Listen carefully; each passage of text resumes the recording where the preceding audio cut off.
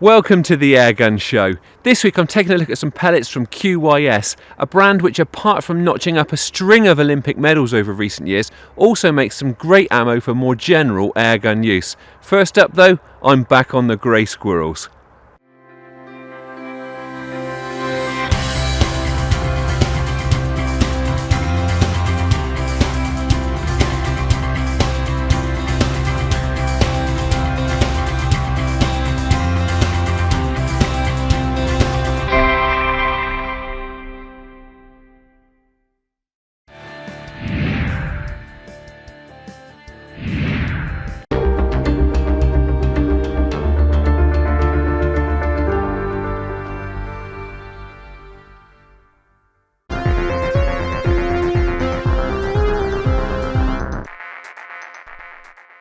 Right, I'm going to be targeting grey squirrels this evening. Now, I've been controlling the squirrels on this estate for a couple of years now, but the drive to push down their numbers has really gone up a gear over this summer.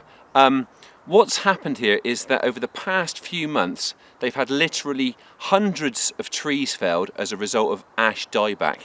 Now, the plan is to replant with different species, but obviously those new saplings, they're just not going to have a chance if there are squirrels chewing away at them and stripping their bark.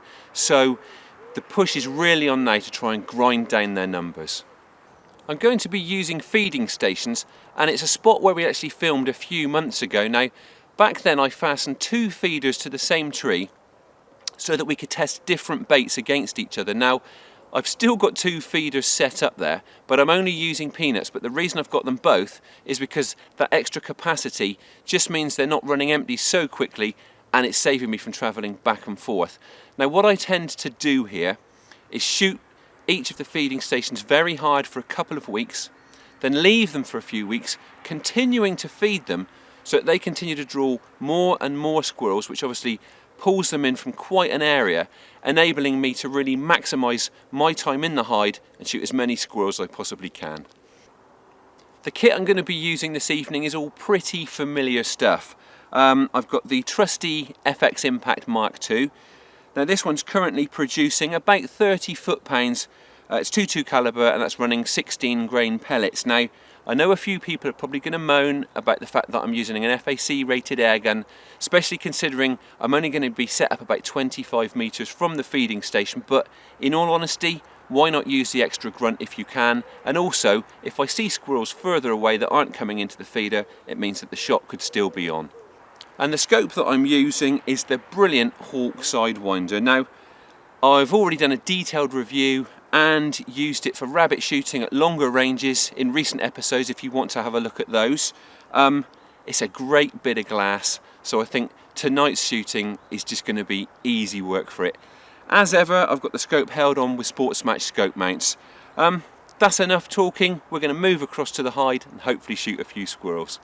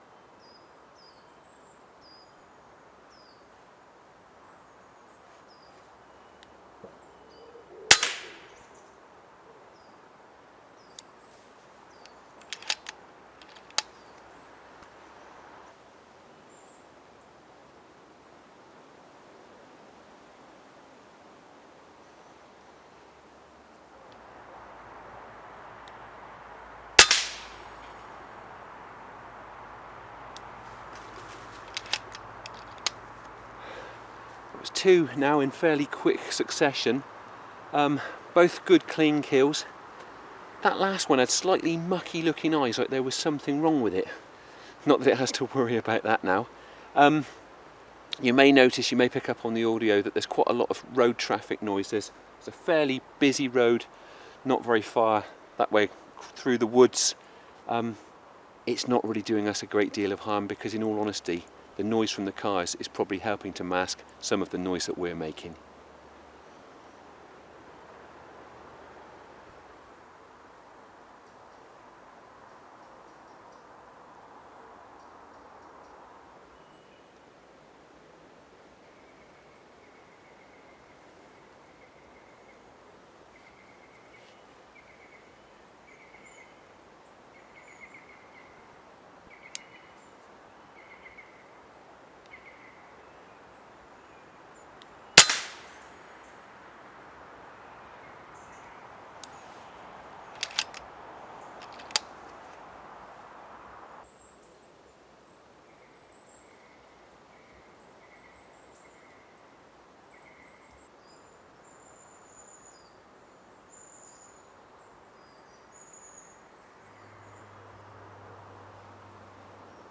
As the squirrel numbers reduce, more and more songbirds are coming to the feeders, which is nice to see, but they still don't hang around when the bushy tails turn up.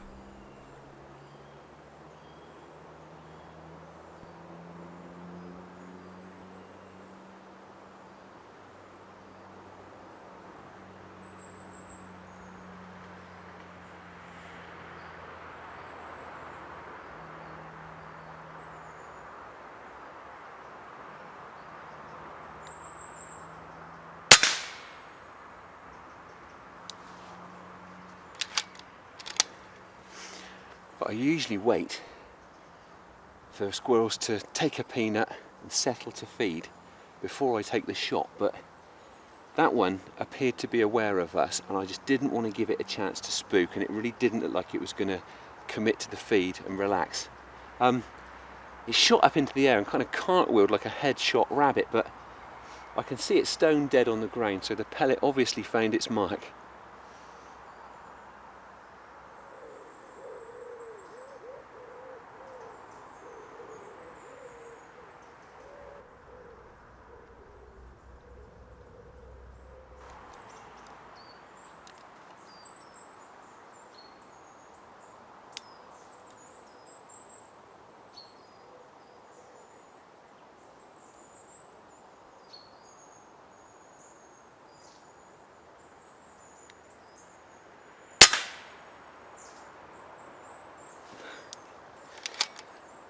Another acrobatic one that sprung into the air when the pellet hit home there. And I think that one takes us up to 5.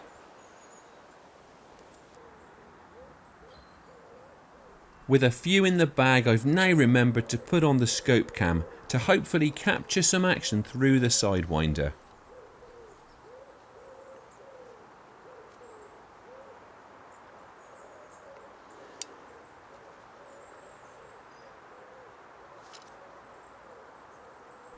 This one isn't presenting me with much of a target. Rather than risk a chancy shot, I'm just going to be patient and wait for it to move.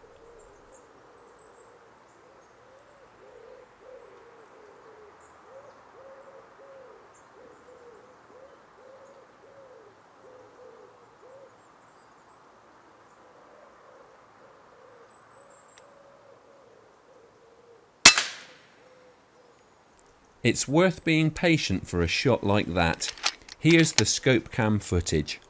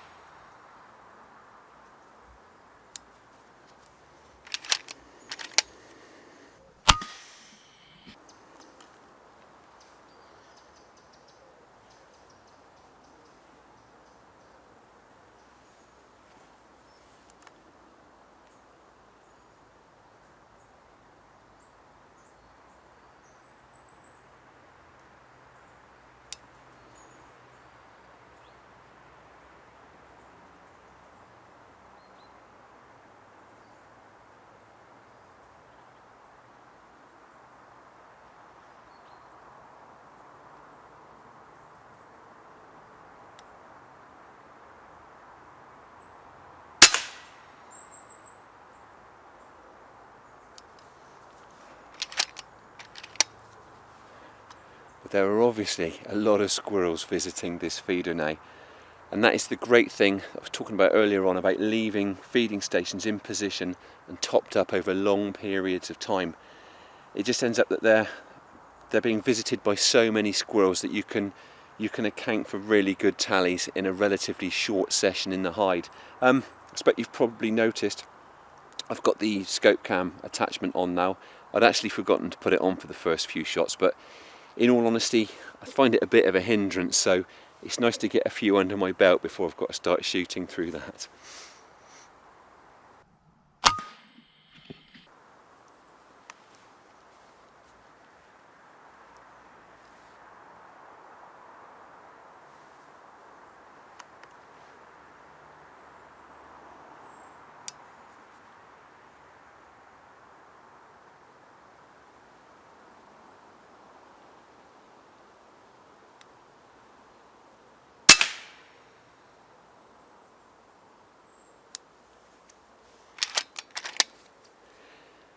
Bit of a dangler that time. The pellet smacked it right through the brain box, so as far as I'm concerned it was stone dead.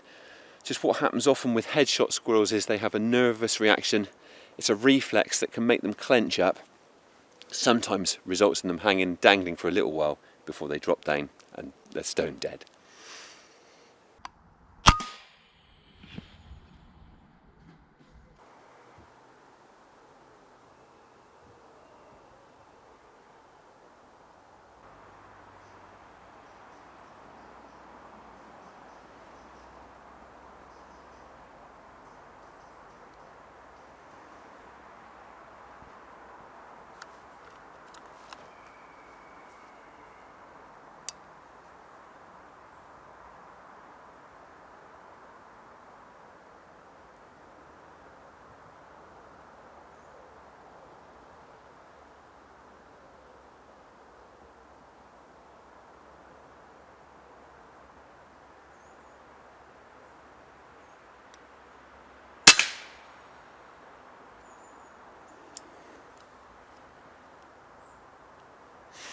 Well, I actually used the Sidewinder's illuminated reticle for that one. You may have noticed that the footage through the scope cam just looks a little bit more gloomier than the ambient light. Now, that's got absolutely nothing to do with the scope, which is really very bright. But the fact is, because of the various lenses in the adapter, that just reduces the amount of light that gets through not only to the GoPro, but also to my eye, which makes for a slightly darker sight picture. And consequently, that illuminated reticle just really sort of got me out of jail, then gave me a nice clear aiming point. The light is starting to go now though, so I'm going to make that the last one, and also the midges are really sinking their teeth in, but the kit's performed brilliantly. I think we've had about 10 squirrels, so I'm going to head over and get them picked up before these midges eat me alive.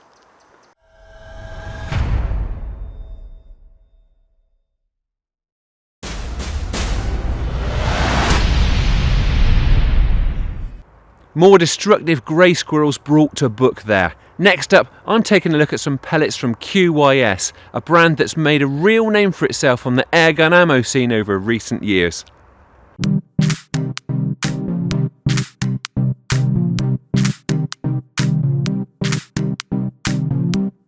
We don't often feature pellets in our review section, but I think these ones warrant a closer look. Now, QYS airgun pellets, available in the UK from the Shooting Party, have serious pedigree and have won no less than 32 Olympic medals, more than half of them golds, in the last 2 decades. Now, I believe that is an unrivaled record, but apart from making fantastic match pellets, QYS also make pellets that can cover just about any airgunning application. QYS pellets are made in China to exacting standards. The business was established in 1994 and is now regarded as a world leader in airgun ammo. Now, the range includes flathead match, standard roundhead domed, a slightly elongated dome, and pointed pellets. All of those are available in a variety of weights and head sizes in 177 caliber. Now, .22 will be available very shortly, and there's also talk of a new range of slugs. QYS flathead match pellets represent the pinnacle of airgun ammo consistency. Now you can find out more about them on the Shooting Party website, but what I can tell you is that they are individually hand selected for absolute quality assurance. They're then packed into foam trays that sit inside a plastic case to ensure that they reach you in immaculate condition. The pellets that I'm most interested in are the domed, which look like a fairly standard round head, and the streamlined, which is another domed pellet but with a more elongated head. Both of these should be good for field target, HFT and hunting, and are available in 8.48 or 9.56 grains, and with a choice of 4.49 and 4.5mm head sizes. These particular pellets cost $12.99 for 500 in the lighter version and $13.99 for 500 in the heavier version, which I think is very good value for such a quality pellet. Now, they appear to be extremely well made. There's no sign of any damaged pellets, no swarf or other muck in the tin. Incidentally, some of the samples I have here are in the old plastic tubs, but they now all come in the new gold screw top tin. Not only do these pellets appear to be very precisely made, they also boast remarkable weight consistency. Now, my Airgun Shooter magazine colleague Mike Morton recently weighed a batch of 50 of the heavier domed pellets, and every single one came out at 9.8 grains. Now, Mike reckons his scales are probably weighing a little bit heavy, but the key thing is that all 50 of those pellets were absolutely identical in weight. That consistency of weight is a big factor in achieving consistent muzzle velocity and consistent accuracy. And sure enough, I've had some great results testing the heavier domed pellet on the range. So I've been using the 9.56 grain version of the domed pellet in the 4.5mm head size with my Vyrak HW100 BP, which really likes them. It's running them at 730 feet per second with a variation of just 4 feet per second over a string of 10 shots, which is very consistent. And with that setup, I've been getting plenty of 20-meter groups that are measuring about 4mm from center to center, which is pretty much pellet on pellet. Obviously, 20 meters is no great test for what should be a pretty high-performing pellet, and pushing it out to 30 meters, the group did open up a little bit, but was still around 7 or 8mm from center to center. Going out further again to 40 meters, the groups obviously opened up again, but were still within a very respectable sort of 10, 11mm from center to center, and showing a drop of about 17mm from my 30-meter zero. Now that is very impressive performance. Obviously, not all airguns like the same ammo, but I've tried these pellets in a variety of sub-12 airguns and they've all performed pretty well with them. Incidentally, I've also been using the heavier domed pellets for pest control and they've worked a treat. Now, their accuracy means that I can confidently land pellets in exactly the right place, so it's lights out when they hit home. So, that's my experience with QYS pellets so far.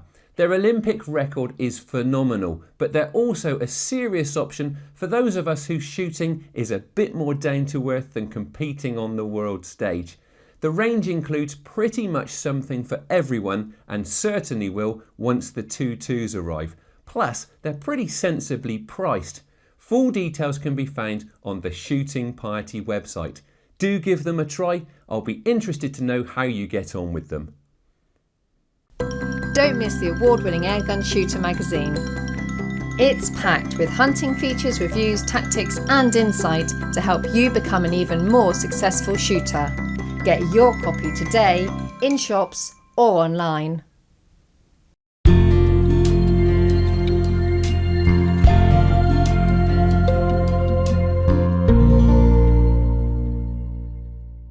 I'm afraid that's all we have time for in this week's episode. Thank you for watching, and please don't forget to like us on Facebook and follow us on Twitter.